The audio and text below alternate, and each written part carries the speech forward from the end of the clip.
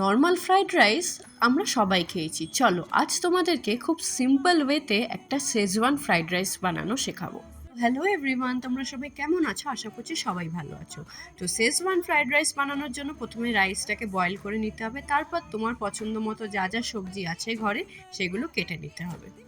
তারপর কড়াইতে সাদা তেল গরম করে তার মধ্যে গোটা গরম মশলা, তারপর এক এক করে সব সবজি দেবো।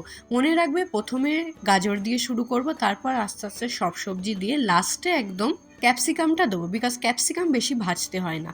আর মাঝখানে একটু জিঞ্জার গার্লিক পেস্টও দিয়ে দিয়েছিলাম, তারপর সব রকম সস, ভিনিগার আর সাথে একটু আজিনামোটো দিয়েছি। এটা টোটালি অপশনাল, তোমরা স্কিপও করতে পারো। তারপর মেন ইনগ্রিডিয়েন্ট সেটা হচ্ছে শেজওয়ান চাটনি।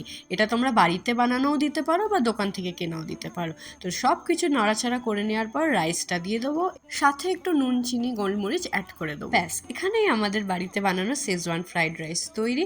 তোমরা অবশ্যই কমেন্টে জানিও কিরকম লাগলো ভিডিওটা, আর অবশ্যই কিন্তু তোমরা বাড়িতে একবার ট্রাই করে আমাকে জানিও যে কিরকম হয়েছে। তো চলো এখানেই শেষ করছি ভিডিওটা, দেখা হবে পরের ভিডিওতে। টাটা।